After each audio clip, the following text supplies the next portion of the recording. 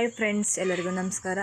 ಇವತ್ತಿನ ರೆಸಿಪಿ ಬೆಳ್ಳುಳ್ಳಿ ಚಿತ್ರಾನ್ನ ಹೇಗೆ ಮಾಡೋದು ಅಂತ ನೋಡೋಣ. ತುಂಬ ರುಚಿಕರವಾಗಿರುತ್ತೆ. ಬೆಳಗಿನ ಟಿಫನ್ ಬಾಕ್ಸಿಗೆ ತುಂಬ ಈಸಿಯಾಗಿ ಮಾಡ್ಕೋಬೋದು.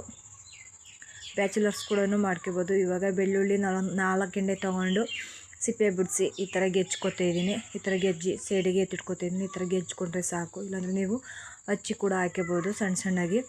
ಈಗ ಒಂದು ಸ್ಟವ್ ಆನ್ ಮಾಡಿಬಿಟ್ಟು ಸ್ಟವ್ ಮೇಲೆ ಒಂದು ಪಾತ್ರೆ ಇಟ್ಟು, ಪಾತ್ರೆ ಬಿಸಿ ಆದಮೇಲೆ 1 ಸ್ಪೂನ್ ಮೆಣಸು ಹಾಕಿ ಫ್ರೈ ಮಾಡ್ಕೊಳ್ಳೋಣ. ಈ ಥರ 1 ಸ್ಪೂನು ಜೀರಿಗೆನೂ ಸೇರಿಸ್ಕೊಂಡು ಎಣ್ಣೆ ಕೂಡ ಹಾಕಿ ಜೀರಿಗೆ ಪರಿಮಳ ಬರೋವರೆಗೂ ಚೆನ್ನಾಗಿ ಫ್ರೈ ಮಾಡ್ಕೊಳ್ಳೋಣ. ಕಲರ್ ಚೇಂಜ್ ಆಗಬೇಕು, ಅಲ್ಲಿವರೆಗೂ ಚೆನ್ನಾಗಿ ಫ್ರೈ ಮಾಡ್ಕೊಳ್ಳೋಣ.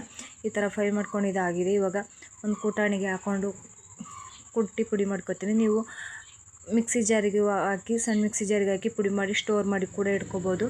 ನಾನು ಒಂದು ಸ್ವಲ್ಪ ಮಾಡೋದ್ರಿಂದ ಕುಟಾಣಿಗೆ ಹಾಕಿ ಪುಡಿ ಮಾಡಿ ಇಟ್ಕೊಂಡಿದ್ದೀನಿ. ಈ ಥರ ಪುಡಿ ಮಾಡಿಕೊಂಡ್ರೆ ಸಾಕು. ಒಂದು ಸೈಡಿಗೆ ಎತ್ತಿಟ್ಕೊತಾ ಇದ್ದೀನಿ.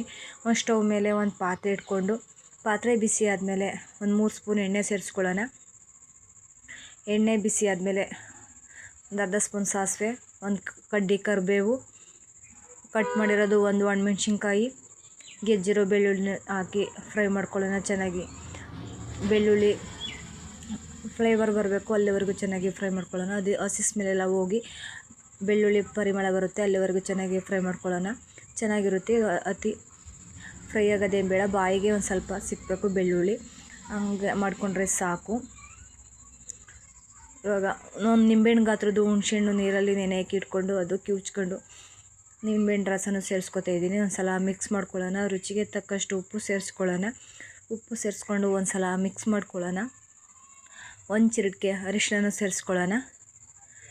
ಅರಿಶಿನ ಸೇರಿಸ್ಕೊಂಡು ಒಂದು ಸಲ ಮಿಕ್ಸ್ ಮಾಡ್ಕೊಳ್ಳೋಣ. ಈ ಥರ ಮಿಕ್ಸ್ ಮಾಡಿಕೊಂಡ್ರೆ ಸಾಕು. ಇದು ಒಂದು ಚೆನ್ನಾಗಿ ಕುದಿ ಬರಬೇಕು. ಈಗ ಕುದೀತಿದೆ ಚೆನ್ನಾಗಿ. ಈ ಥರ ಕುದ್ರೆ ಸಾಕು. ಇವಾಗ ಚೆನ್ನಾಗಿ ಕುದೀತಿದೆ. ಇವಾಗ ಜೀರಿಗೆ ಮೆಣಸು ಪುಡಿ ಮಾಡಿ ಇಟ್ಕೊಂಡಿರೋದನ್ನ ಸೇರಿಸ್ಕೊಳ್ಳೋಣ.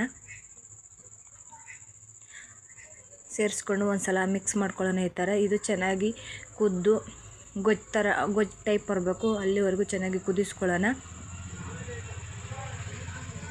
ಇದು ಚೆನ್ನಾಗಿ ಕುದೀಲಿ. ಇದು ಕುದಿ ಬಂದಿದೆ ಚೆನ್ನಾಗಿ.